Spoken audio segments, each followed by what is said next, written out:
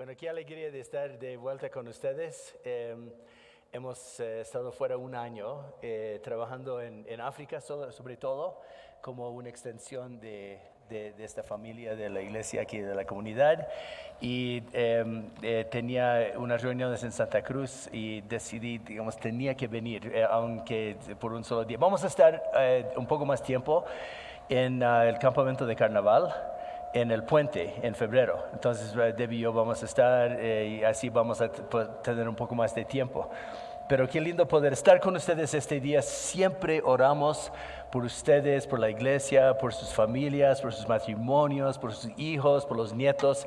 Que la verdad del Evangelio siga obrando, impactando sus vidas, transformándolos y lo mismo necesitamos nosotros, y que la luz de Cristo pueda brillar y alcanzar a muchas personas alrededor de nosotros. Es nuestra oración por ustedes, y oren lo mismo por nosotros. Necesitamos. Los lugares donde vamos en África son duros y mucha resistencia, mucha resistencia en cuanto al Evangelio. Después quizás podemos hablar un poco más en privado sobre estos temas. Donde no estamos transmitiendo al internet. Pero si tienen sus Biblias, por favor, abran en 2 de Corintios capítulo 4, y en esta mañana vamos a estudiar los versos 1 al 6. 2 de Corintios se encuentra después de 1 de Corintios. Sí, está buscando. Ya. 2 de Corintios capítulo 4 y los versos 1 al 6. Y vamos a orar. Señor, necesitamos que tú nos hables, Señor, por tu palabra, con tu Espíritu Santo, Señor, para abrir nuestro entendimiento, para que veamos a Jesús y veamos el Evangelio, Señor. Y te pedimos que nos ayudes a entender lo que solo podemos entender por lo sobrenatural. Y ayúdame a mí, Señor, a no decir nada más, ni nada menos, ni otra cosa de lo que dice tu palabra aquí en este pasaje. Te pedimos esto, ayúdanos, Señor, te pedimos en el poderoso nombre de Jesús, Señor, te pedimos. Amén. Bueno, hace un año salimos de Bolivia. Ustedes muy amablemente nos enviaron como parte de la familia al ministerio que tenemos allá. Y fue muy interesante en los años antes de salir. Una de las cosas que vimos en el barrio donde vivíamos era que muchos de nuestros vecinos vendían sus casas y, para edificar esos edificios altos, y era un fenómeno muy interesante en nuestro barrio. A diario notamos que estas lindas casas, demolieron y para edificar un edificio alto en su lugar. Y al ver esto, una de las cosas que a veces iba a los lugares donde estaban construyendo y me impactó la profundidad que tenían que entrar en la tierra para edificar semejantes altura de edificio.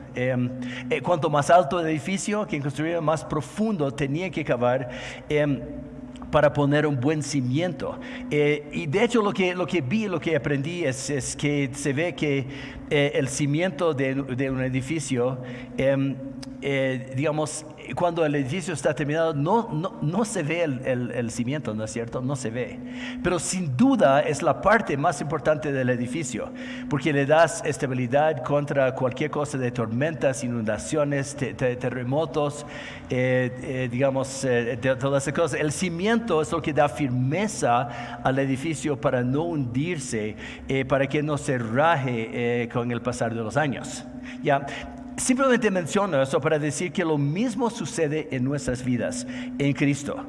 Nuestra vida secreta, la vida que nadie ve, que tan solo el Señor ve, nuestra vida de pureza, nuestra vida de la motivación de nuestro corazón, nuestro tiempo orando a solas con el Señor, nuestro tiempo estudiando y leyendo la Biblia, eso es la parte más importante de nuestra vida. Y es por eso que tenemos que poner un cimiento firme, sólido, fuerte en Cristo para poder enfrentar las dificultades de esta vida, ¿no es cierto? ¿Y qué es este cimiento que tenemos que poner? Bueno, de eso se trata el pasaje de esta mañana. Digamos, hoy vamos a considerar lo que Pablo dice en 2 de Corintios capítulo 4 acerca de el único cimiento que hay para la vida en Cristo. Digamos, es lo que da firmeza y madurez a nuestra vida en el Señor.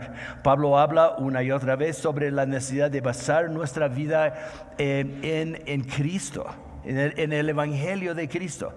Y entonces vamos a ver lo que significa y por qué es tan importante edificar nuestra vida en Cristo y el Evangelio de Cristo. Y lo que Pablo dice es que establecemos y fortalecemos este cimiento fuerte de Cristo y el Evangelio en nuestras vidas en 3 maneras. En este pasaje es lo que dice. Primeramente, renunciando lo que éramos antes.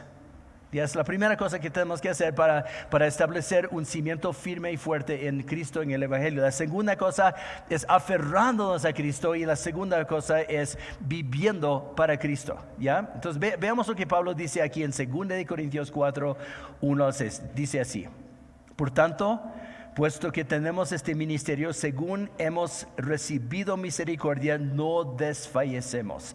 Más bien hemos renunciado a lo oculto y vergonzoso, no andando con astucia ni adulterando, escuchas, ni adulterando la palabra de Dios, sino que mediante la manifestación de la verdad nos recomendamos a la conciencia de todo hombre en presencia de Dios. Y si todavía nuestro evangelio está velado, para los que se pierden está velado, y en los cuales el Dios de este mundo ha cegado el entendimiento de los incrédulos, para que no vean el resplandor del Evangelio de la gloria de Cristo, que es el Evangelio, que es la imagen de Dios. Porque no nos predicamos a nosotros mismos, sino a Cristo Jesús como Señor, y a nosotros como siervos de ustedes por amor de Jesús. Pues Dios dijo que de las tinieblas resplandeciera la luz, que es que ha resplandecido en nuestros corazones para iluminación del conocimiento de la gloria de Dios en el rostro de Cristo. Entonces, en términos prácticos, ¿cómo establecemos y fortalecemos el cimiento de Cristo y el Evangelio en nuestra vida? Bueno, la primera cosa que nos dice aquí en el verso 1 es renunciando lo que éramos antes. ¿Ya? En este pasaje Pablo explica cómo es una vida en Cristo. ¿Cómo es la vida cristiana? Real y verídica. Digamos, en el verso 1 dice: por esto, ya que por la misericordia de Dios tenemos este ministerio, no nos desanimamos. Observen que comienza con las palabras por esto. Dice esto porque está refiriéndose a lo que antes nos decía en el capítulo 3. Y en otras palabras está diciendo Pablo, mira, en el capítulo 3 les expliqué cómo Dios nos salva por su gracia. ¿Ya? Y puesto que, las buenas obras de Dios salvando y transformándonos, puesto que esta es su obra, es la obra de Dios en nosotros, salvando y transformándonos, entonces no nos desanimamos en nuestra vida. Con los problemas y con las dificultades, no vamos a desanimarnos, porque estamos cimentados y basados en Cristo, y sabemos que Cristo está a nuestro lado ayudándonos a cumplir la voluntad de Dios. Es Él obrando en nosotros que nos permite vivir la realidad de eso. Es lo que dice, y eso es lo que Pablo está diciendo. En realidad lo que Pablo hace en estos primeros 6 versículos aquí en el capítulo 4 es abrir una ventana de su mente y su corazón y su motivación más profunda de su corazón, explicando qué es una vida que realmente es una vida en Cristo, una vida que está venciendo el pecado, una vida eficaz, una vida que impacta a los demás para la gloria de Dios. ¿Quieres que Dios te transforme? ¿Quieres que Dios te use para su honra y para su gloria? Yo sí. Entonces presta atención a lo que Pablo dice aquí en estos versículos. Es tan importante que entendamos esto. Aquí Dios nos está explicando cómo Él transforma vidas. Pablo comienza haciéndonos recuerdo de dónde Dios nos ha sacado, cuál era la situación de nuestra vida antes de conocer a Cristo.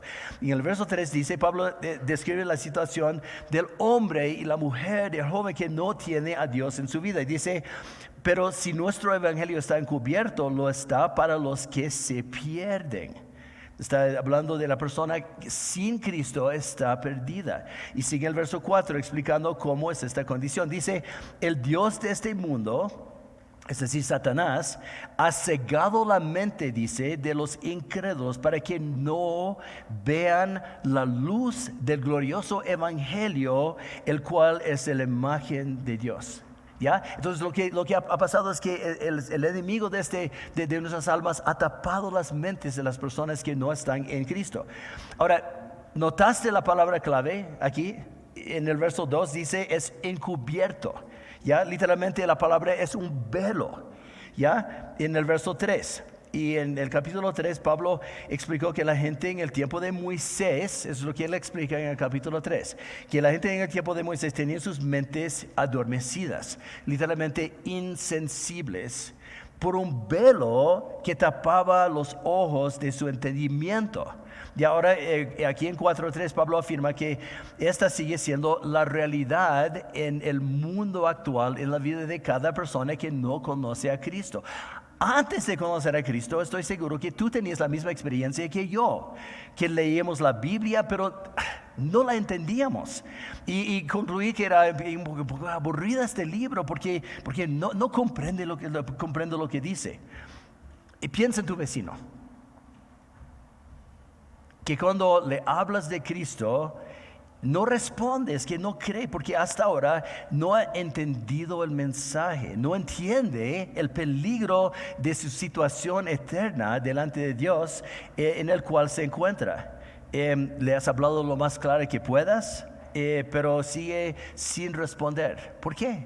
¿Por qué? Bueno, Pablo nos dice aquí, no es porque la Biblia ha fallado, no es porque la Biblia ha fallado, no es porque la Biblia es tan difícil de entender. La verdad es que un niño convertido tiene la total capacidad de entender el mensaje central de la Biblia, el mensaje más céntrico de la Biblia. Tiene la capacidad. Entonces el problema no es la Biblia, ¿te das cuenta? El problema es el velo que tapa la mente de la persona que está sin Cristo, el velo que no le deja entender. Calvino dijo, la ceguera de los individuos de ninguna manera quita la claridad y el impacto del evangelio, igual como el sol no es menos brillante por el hecho de que el ciego no lo puede ver. Eso es lo que es interesante, lo que dice, ¿no? Entonces, por eso que tenemos que orar con mucho amor y mucho cariño y mucha misericordia y compasión por nuestros vecinos y familiares que todavía no conocen a Cristo, porque al menos que Dios obre y haga un milagro abriendo sus ojos y quitando ese velo, jamás entenderán el evangelio y no entregarán sus vidas a Cristo. Y estamos hablando de un tema eterno, de importancia eterna. Entonces, Jesús mismo nos dijo en Juan 6:44 que nadie llega a Cristo a no ser que el Padre lo llama, y que el Padre lo atrae a Cristo. Entonces, Dios el Padre nos quitó en nuestras vidas este velo si estamos en Cristo, nos sacó de las tinieblas, nos hizo hijos de luz. Ese fue el milagro de nueva vida que Él hizo en nosotros.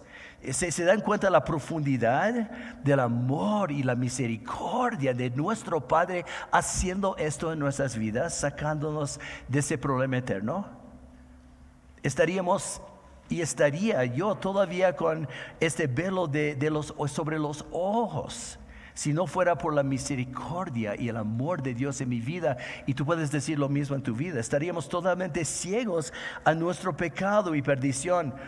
Entonces, si somos creyentes en esta mañana, solo somos creyentes por la gracia de Dios. Por la gracia de Dios, por el inmenso amor y compasión de nuestro Padre que nos ama tanto.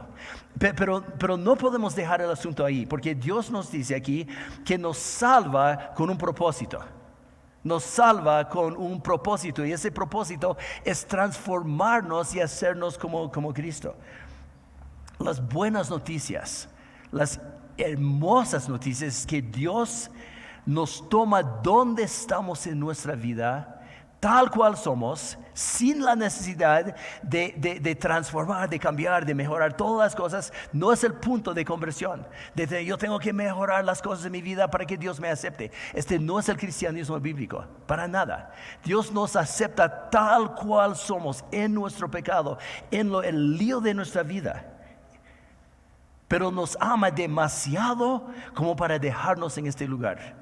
Siempre su propósito es transformarnos, es cambiarnos, es sacarnos de este punto y llevarnos y hacernos como Cristo. Dios nos ama tantos que nos saca de la iniquidad en la cual vivíamos y nos hace nuevas personas. Es su obra y nos da una nueva naturaleza. Y ahora nos dice que tenemos que renunciar lo que éramos antes.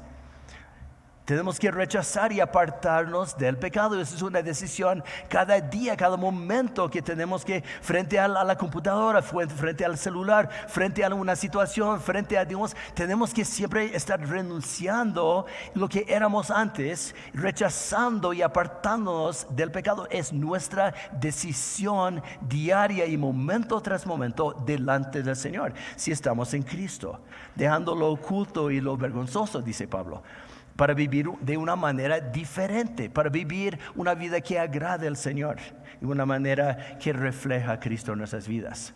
Ahora, es tan importante para Dios este punto porque el pecado nos destroza. Digamos, es por eso que 1 de Pedro 2:11 dice que tenemos que abstenernos de las pasiones, las lujurias de la carne que combaten contra el alma.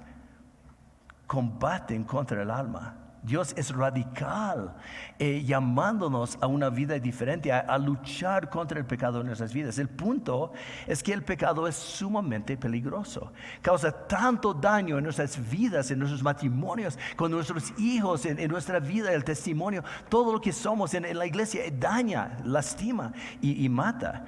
John Owen dijo una vez: mata el pecado te matará a ti. Importante, mata el pecado o el pecado te matará a ti. Hermanos, cuán importante es hoy en día esta advertencia de Dios de renunciar al pecado. Yo necesito escuchar esto. Tú necesitas escuchar eso, porque en todo lado y en muchas vidas de personas que se identifican con Cristo, vemos que muchas personas y muchas iglesias han perdido credibilidad, justo porque está metida en el pecado. Hay muchos pastores que digamos, en los viajes que hacemos por África y todo, que predican una cosa y viven de otra manera. Digamos, encontramos casi semanalmente con una persona que está, un pastor que está viviendo así. Uno de los más grandes impedimentos y causa de que mucha gente rechace a la Biblia y el Evangelio es la vida hipócrita de algunos cristianos. Hipocresía es decir una cosa y vivir otra cosa. Y esto trae mucha tristeza al Señor, la fuerte condenación de Cristo y también el mal testimonio. Digamos, Jesús, por ejemplo, hablando acerca de los fariseos en Mateo 23, 27, escucha la intensidad de sus palabras. Ay de ustedes, maestros de la, hablando a los fariseos, de ustedes, maestros de la ley, fariseos, hipócritas, porque fuera lucen hermosos, pero por dentro están llenos de huesos de muertos y podredumbre. Los fariseos eran como cualquier persona que trate de vivir una vida moralista sin Cristo. Así era yo. Viviendo una vida moralista sin Cristo. Y no importa cuánto esfuerzo uno hace tratando de reformar su vida sin Cristo, no existe la más mínima posibilidad de vivir una vida que agrade al Señor sin el Evangelio en nuestras vidas. Es mi testimonio. Nadie tiene la capacidad de experimentar un verdadero cambio en lo más profundo de su corazón porque carece de la fuente de perdón, de santidad, de pureza y de gracia. Y esas son cosas que solo Dios produce en la vida del creyente. Mi vida era completamente hipócrita. Los fariseos ocultaban en sus vidas cosas malas porque la gente para que la gente no vea. Su motivación era impresionar a la gente por fuera, pero en los secretos de su corazón era inmundicia, lujuria, corrupción, maldad, odio, engaño. Y no se preocupaban por la realidad de su vida delante de Dios y su desobediencia ante Dios, porque buscaban el aplauso de las personas y no la aprobación de Dios. Entonces Pablo rechaza todo ese tipo de motivación aquí en el verso 2, diciendo: hemos renunciado a todo lo vergonzoso que se hace a escondidas. ¿Saben por qué la santidad es tan importante para Dios en la vida de sus hijos? Porque si dejamos los pecados ocultos en nuestras vidas en tiempo, destrozarán nuestro carácter, nuestra pasión por Cristo, y va a afectar en tiempo nuestra familia, nuestro matrimonio. Será así. Si queremos andar en Cristo, disfrutando de una vida que realmente refleja al Señor y un ministerio duradero, si queremos una iglesia que crece y que ayuda a otras personas, tenemos que confrontar el pecado diariamente. Tenemos que arrepentirnos con la ayuda de Cristo para vivir una vida diferente. Y si no hacemos esto, el pecado nos matará y nos dejará inútil para Dios. Una vez tenía un amigo cirujano que me habló sobre las cirugías y me dijo: Pablo, la cosa más importante en la cirugía, digamos, más aún importante que la técnica y la habilidad y todo eso, es la limpieza de los instrumentos. El bisturí tiene que ser muy, muy puro. Porque si no, podemos hacer toda una operación de éxito y la infección va a afectar y puede matar al paciente. Si nosotros anhelamos tener un ministerio, una vida fiel en Cristo y eficaz, necesitamos erradicar, aquí Pablo dice lo vergonzoso y lo oculto de nuestras vidas. Y tenemos que tomar en serio esto, hermanos. No dejemos que permanezca pecado oculto en nuestra vida. Si quieres vivir una vida victoriosa en Cristo, un matrimonio que realmente es cristiano, una iglesia, una familia, un ministerio duradero para la gloria del Señor, Pablo dice: no dejes que permanezcan pecados ocultos en nuestras vidas. Estas cosas destrozarán nuestra paz, en nuestro gozo, la limpieza, la limpia conciencia, nuestra eficacia en Cristo. Según el Señor, lo que fue hecho en secreto en tiempo será expuesto en público. Dios no permitirá que siga el pecado y hipocresía y lo vergonzoso en la vida de sus hijos en la iglesia. Expliqué que hemos pasado el último año y, digamos, un poco más, la verdad, en África. Estamos ayudando a pastores, igual como hacemos en ESI, en Bolivia y en varios países. Estamos ayudando a pastores a llegar, a volver a estudiar la Biblia y trabajar para que Cristo y el Evangelio sea el centro de sus vidas. Para que cambien esas cosas, para que sigan y edifiquen una iglesia en Cristo. Estamos trabajando en diferentes partes de África. Hace unos meses atrás estábamos en Zambia y Debbie tenía, digamos, una reunión con varias de las mujeres allá y le preguntó a uno de ellos porque se enteró de que de los leones en Zambia. Y le fascinaba a Debbie que los leones viven libremente en Zambia. Digamos, no están entre jaulas y todo eso. Viven libremente, digamos, entre la gente en Zambia y muchas veces cerca de donde vive la gente. Entonces Debbie le preguntaba a su amiga cuán común era que los leones ver a los leones en su hábitat natural y si los leones a veces atacaban a la gente que estaba cerca de ellos. Y su amiga le dijo algo muy interesante que Debbie después me contó, es fascinante.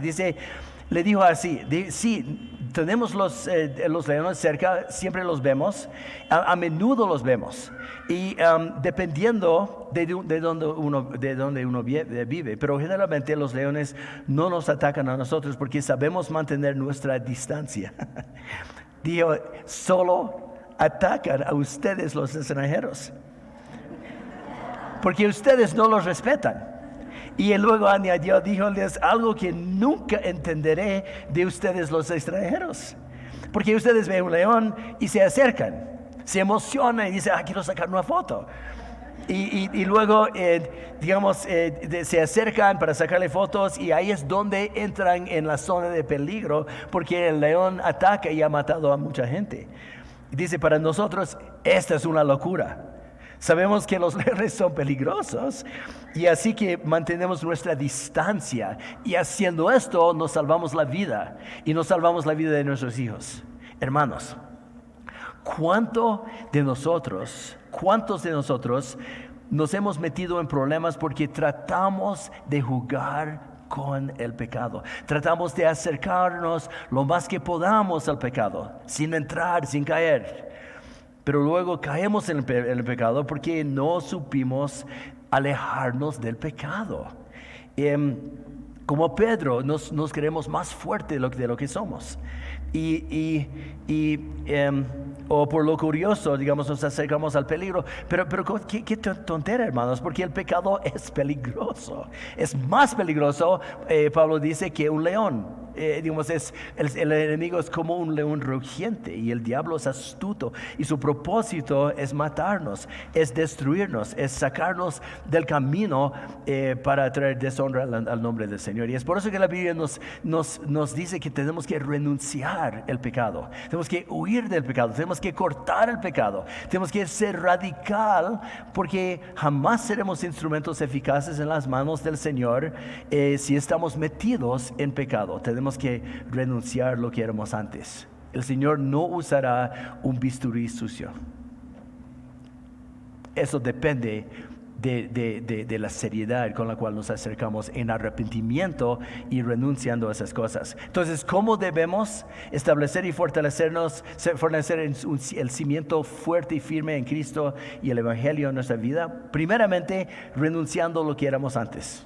En segundo lugar, Pablo dice, aferrándonos a Cristo. En los versos 2 y 5 dice, más bien hemos renunciado a todo lo oculto y vergonzoso, no andando con astucia ni adulterando la palabra de Dios, sino mediante la manifestación de la verdad nos recomendamos a la conciencia de todo hombre en la presencia de Dios, porque no nos predicamos a nosotros mismos, sino a Cristo Jesús como Señor.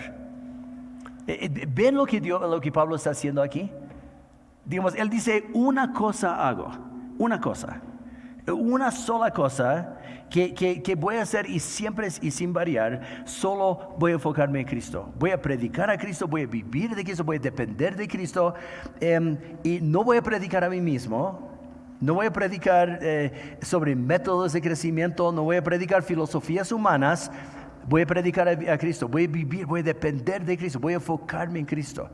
Y es tan importante en nuestra época como en toda la historia de la iglesia, y quizás más ahora que en otros tiempos, recordar esto, porque hay tantas falsas doctrinas que están andando por las corrientes. Porque aun cuando los predicadores y escritores citan versículos de la Biblia, no es una garantía que lo que dicen es 100% la verdad. Hemos conocido a un montón de gente que dice que respetan la Biblia, que entiende que es la autoridad, pero no saben lo que dice. Entonces han ido detrás de falsos maestros. Y en un caso en Kenia terminó muriendo quizás unas 600 personas. Es otra historia, quizás en el almuerzo les puedo contar. Pero han desenterrado 200 cuerpos por un falso maestro que la gente seguía pensando que estaban siguiendo los caminos de Cristo. Y terminaron muertos. Pero todas las pertenencias en manos de ese supuesto pastor. Hay que tener cuidado porque muchas personas distorsionan la Biblia para hacerla decir que lo que ellos quisieran que diga. Recuerdan la tentación de Eva, ¿no? El serpiente usó engaño para convencer a Eva, que ella podría cuestionar la verdad y la inteligencia y la sabiduría, la instrucción del Señor de no comer el fruto del jardín, del árbol. Y Satanás usó las mismas palabras de Dios. ¿Se dan cuenta? Las mismas palabras de Dios usó Satanás, distorsionando las palabras. cambió el mensaje de Dios, torciendo las palabras. Y eso siempre es lo que el diablo hace. En vez de escaparse inmediatamente como debía haberlo hecho, Eva se quedó escuchando la voz de engaño y terminó desconfiando de Dios y creyendo que era mejor para ella, desobedecer a Dios que obedecer. Y siendo engañados, Adán y Eva escogieron el camino de la muerte, el camino del dolor, el camino de sufrimiento, el camino de pecado, el camino de destrucción. Entonces hay que tener mucho cuidado en nuestras vidas. Yo tengo que tener cuidado. Tú tienes que tener cuidado, porque muchos predicadores hoy en día menosprecian la Biblia. Menosprecian la palabra de Dios, menosprecian la sangre de Cristo. Terminan exaltando los méritos del mensajero, promoviendo a ellos mismos y sus métodos y sus técnicas y sus esquemas. Y esto siempre es una de las evidencias claras de un falso profeta, porque se enfocan en sí mismos, en su sabiduría, en sus opiniones, y no en Cristo, en la palabra de Dios. Sus palabras tuercen la Biblia, usan frases bíblicas como que están fuera de su contexto, ¿no? O directamente que no están en la Biblia, para manipular a la gente para su propia ganancia y popularidad o poder. Y venden las cosas que Dios ofrece gratuitamente. Desde el comienzo los siervos de Satanás han manipulado las frases bíblicas, torciéndolas para lograr sus propios fines. Hay personas que usan el engaño en sus ministerios, negando la verdad de Dios y enseñando falsas doctrinas. Y si nosotros no tenemos cuidado, esto puede ser una tentación muy real para nosotros. Hace unas semanas estaba en Ghana, en África, la parte oeste, y había una iglesia, una linda estructura, todo un colegio, escuela para capacitar a líderes y misioneros. Tenía una librería cristiana dentro de la iglesia, y me alegraba ver que, ay, qué lindo que de las pocas iglesias donde hemos estado en África, tiene una librería. Pero cuando vi cuáles eran los autores de los libros que muchos se encuentran, digamos, en lugares aquí también, en Bolivia, digamos, no voy a mencionar sus nombres, pero me causaba mucho dolor porque eran personas que no tienen una sana doctrina. Son autores que mezclan el evangelio con un poco de la metafísica, un poco de prosperidad, un poco de psicología, un poco de pensamiento de positivo, y me daba tanta tristeza ver que digamos que no están discerniendo para guiar a las personas. Tenemos que discernir. Tenemos que ser como los cristianos de Berea en Hechos 17, que escudriñaban todos los días la Biblia para ver si lo que Pablo decía era cierto. Pablo predicaba a Cristo, solo a Cristo, no a sí mismo, ni filosofías humanas. ¿Y por qué lo hacía? Bueno, aquí en el verso 6 dice que el conocimiento de la gloria de Cristo se encuentra en el rostro de Cristo. Es Cristo que necesitamos ver. Cristo hecho carne. Dios hecho carne. La imagen de Dios invisible, el creador de toda la creación, dice Colosenses. Y el evangelio es poder de Dios. Para salvación, que nos lleva a Cristo, quien nos transforma y nos salva. Y Pablo sabía esto en su propia carne porque lo había experimentado. Dios lo sacó de su vida de perseguidor de la iglesia y lo hizo un apóstol. El mismo movimiento que él trató de destruir, digamos, llegó a ser un líder. Y así que si nosotros tenemos el mensaje que es poderoso, el mensaje que es verdadero, el mensaje que transforma vidas, ¿para qué vamos a cambiar este mensaje y adulterar el mensaje? Bueno, es la palabra inspirada de Dios, es nuestra autoridad, es la suficiencia de Dios, es la palabra, es el poder de Dios para cambiarnos. Y nos toca a nosotros leer y estudiar todos los días, hermanos. Este libro es lo que nos toca, para entender lo que dice, entender que el mensaje no es moralismo, no es hacer un poquito más para ser un poco mejor, para mejorar nuestra vida. No, el mensaje es Cristo y nuestra necesidad del evangelio, para experimentar esa transformación, para poder ayudar a otros también. también. Entonces la Biblia es el recurso que el Espíritu Santo usa para transformar vidas. Ese es el recurso que Dios siempre usa y siempre ha usado. Y seguirá usando la Biblia para abrir ojos espirituales. Si encuentras una iglesia que ha dejado de leer la Biblia, de usar la Biblia, de enfocarse en la Biblia, entonces es una iglesia que ha dejado de ser un instrumento eficaz en manos de Dios. Si encuentras un predicador que ha dejado de usar la Biblia, esa persona ha dejado de ser un siervo de Dios. Entonces Pablo dice, no torcemos la Biblia. Ese es el recurso poderoso que Dios hace para transformarnos. No predicamos filosofías humanas. Estas cosas no cambian vidas, porque la fe viene por el oír y el oír por la palabra de Dios. Así que tenemos que tener mucho cuidado. El enemigo siempre está tratando de desviar la verdad, de torcer, y lo hace sutilmente. Pensando a veces, haciéndonos pensar que tenemos que modernizar el mensaje para hacer el mensaje menos ofensivo. Hermanos, seamos como Pablo. Digamos, con nuestros pies plantados sobre el cimiento de enfocarnos en el Evangelio, la palabra de Dios, basarnos en Cristo y nada más. Y aferrándonos a Cristo crucificado y nada más. Entonces, ¿cómo establecemos y fortalecemos el cimiento de Cristo en nuestras vidas? Primeramente, renunciando a lo que éramos. En segundo lugar, aferrándonos a Cristo y su palabra. Y la tercera cosa que Pablo dice es vivir para Cristo. En realidad, este punto es la aplicación de Pablo a todo lo que enseña aquí. Escuchen cómo expresa aquí en el verso 5. No nos predicamos a nosotros mismos, sino a Cristo Jesús como Señor. Nosotros no somos más que servidores de ustedes por causa de Cristo. Entonces, ¿qué está animándonos a hacer aquí? Nuevamente, a enfocarnos en Cristo. ¿Y cómo nos enfocamos en Cristo? Bueno, apuntamos a nuestras propias vidas y a los demás, a Cristo y no a nosotros. Y una manera importante de hacer esto es hablando con nuestros amigos y vecinos acerca de Cristo. En realidad es amarlos, ¿no es cierto? Digamos, si no los hablamos de Cristo, no estamos realmente, lo que realmente es verdaderamente el amor, no estamos amando a la persona si no lo hablamos de Cristo, porque Él es la única solución y remedio y recurso para salir de las tinieblas espirituales y para estar con el Señor.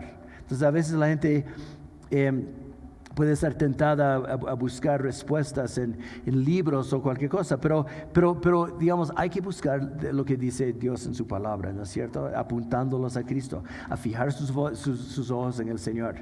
Escuchen cómo Pablo expresa esto en 1 Corintios 3:7. Dice, ni el que planta ni el que riega es algo, sino Dios que da el crecimiento. Ya, todos somos siervos, instrumentos en las manos del Señor. Entonces el enfoque no es aquí, no es tu vida, no son tus opiniones y mis opiniones, sino la palabra del Señor. Entonces hay que decir la palabra, esto es amar, llevarlos a la cruz de Cristo. Nosotros somos nada más que siervos. Es Dios quien hace la obra de convencer, de salvar y de transformar. Entonces, digamos, piensa por un momento en el artista Miguel Ángel, que pintó tanta hermosura en la Capilla de Sistina. Yo no conozco, pero yo sé que algunos de ustedes han ido a la Capilla Sistina. Y ¿quién recibe la alabanza por la magnificencia de la obra que pintó Miguel Ángel en esa capilla? ¿Vas a alabar al pincel o vas a alabar al artista? Vas a decir, wow, qué inteligente y sabio ese pincel para pintar semejante capilla. No, Pablo está diciendo la misma cosa aquí. Está diciendo, igual como el pincel no es nada, simplemente un simple instrumento, toda la gloria va al artista, toda la alabanza y la gloria va a Dios por la obra que Él está haciendo en nuestras vidas. Eso significa que el hecho, digamos que no traemos la gloria a nosotros, siempre traemos la gloria a Dios, porque es Él que hace la obra, ¿no es cierto?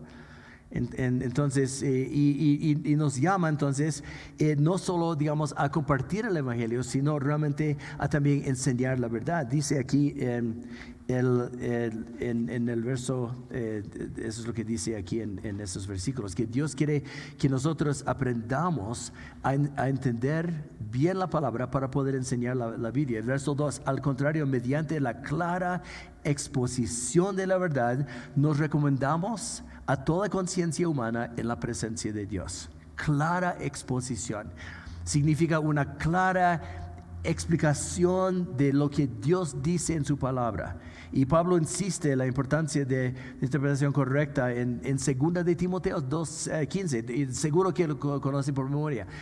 Procura con diligencia presentarte a Dios como obrero que no tiene de qué avergonzarse, que traza bien la palabra de Dios, de verdad. Y esa palabra trazar es la palabra ortos en el griego, que significa recto. Digamos, la ortodoncia endereza los dientes. Enderezar es lo que hace la clara enseñanza de la Biblia. Es lo que hace la Biblia. Es el efecto, es el impacto de la Biblia de enderezar nuestras vidas para que caminemos en los caminos del Señor. Y Pablo nos exhorta entonces a comunicar la verdad sin torcer el mensaje, explicando lo que es el mensaje tal cual.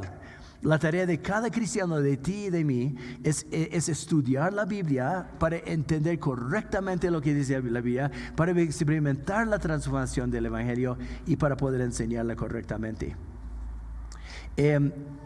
Debbie tenía una experiencia muy interesante en Zambia hace unas cuantas semanas atrás, que ella relató esta historia y el impacto en la vida de las mujeres que estaban en su grupo. Dice que cuando ella hablaba de los niños, digamos, cuando vivimos en obrajes y cuando eran pequeños, nosotros los alimentábamos nosotros. Es que no sabían cómo alimentarse a sí mismos, digamos, 6 meses, 1 año, no sabían. Pero ahora, dice, ella dijo, yo tengo un hijo que es grande, tiene 34 años, decía.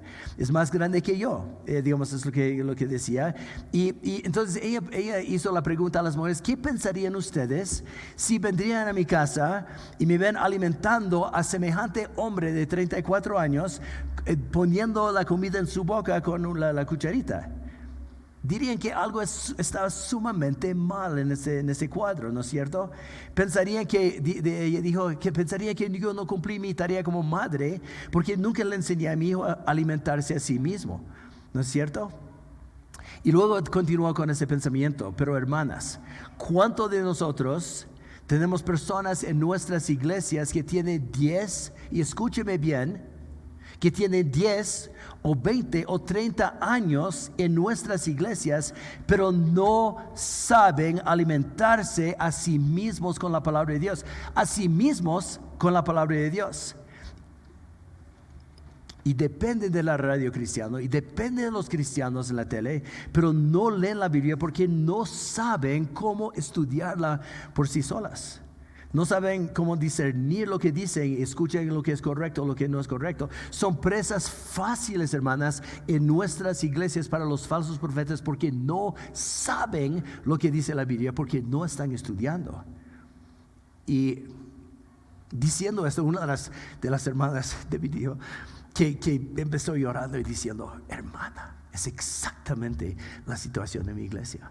Nosotros tenemos enanos espirituales que no saben la palabra, y 10 y 20 y 30 años han estado con nosotros, y yo he fallado con las mujeres en mi grupo de mujeres. Yo he fallado a enseñarles cómo estudiar por sí solas la palabra de Dios. Hermanos, seamos estudiantes de la palabra, seamos estudiantes de la Biblia. El Señor nos está llamando, digamos, a esto.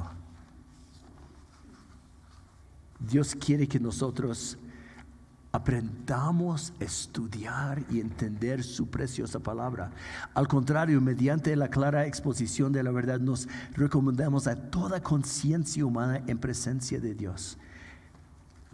Seamos fieles, seamos leales al Señor en la tarea que nos ha dado. Seamos fieles, seamos leales. Termino con este pensamiento. La casa donde muchos de ustedes conocían, estaban con nosotros, digamos, donde comenzamos la iglesia en Obrajes. Esa iglesia, vivíamos 24 años allá. ¿ya? Sentía que fuera nuestra casa. No era de otra persona, pero sentía que era nuestra casa. Y lo curioso de esa casa es que siempre aparecían rajaduras en la casa. Yo cada mes tenía que planchar, digamos que tenía que arreglar un montón de rajaduras, sin darle mucha importancia, pero cuanto más tiempo pasaba, las rajaduras iban aumentando y aumentando y aumentando, cada vez más anchas.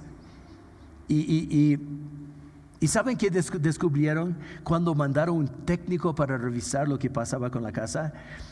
Es asombroso. Que la casa honestamente, la casa no tenía ni zapatas, ni tenían, no tenían metal, fierro en ninguna parte de la casa. No tenían, para ahorrar dinero. Estaba construida sobre un río subterráneo y no tenía fierro ni en la zapata ni en la parte de arriba. Una tontería. Estaba construida mal y con muy poco aviso empezó hundiéndose y la gente tenía que salir, y al final vendieron la casa como terreno porque la casa estaba a punto de caerse. Piensa en tu vida. Pienso en mi vida. ¿Tenemos un cimiento sólido? Estamos edificando nuestra vida sobre la Biblia, sobre la cruz de Cristo, sobre el Evangelio, sobre el Señor. Estamos construyendo nuestra vida sobre la roca sólida de Cristo y su Evangelio. ¿Estás estudiando la Biblia todos los días? Es la tarea del cristiano, para entenderla, para vivir la transformación, para poder enseñar correctamente lo que es. O estamos tratando de vivir la vida cristiana con nuestros propios recursos y fuerzas y opiniones y ideas y las cosas que escuchamos sin discernimiento en la radio y por los medios, sin cimiento. Porque saben que pueden engañar a la gente al principio. Puedes cumplir con todo lo que la gente espera de ti al principio.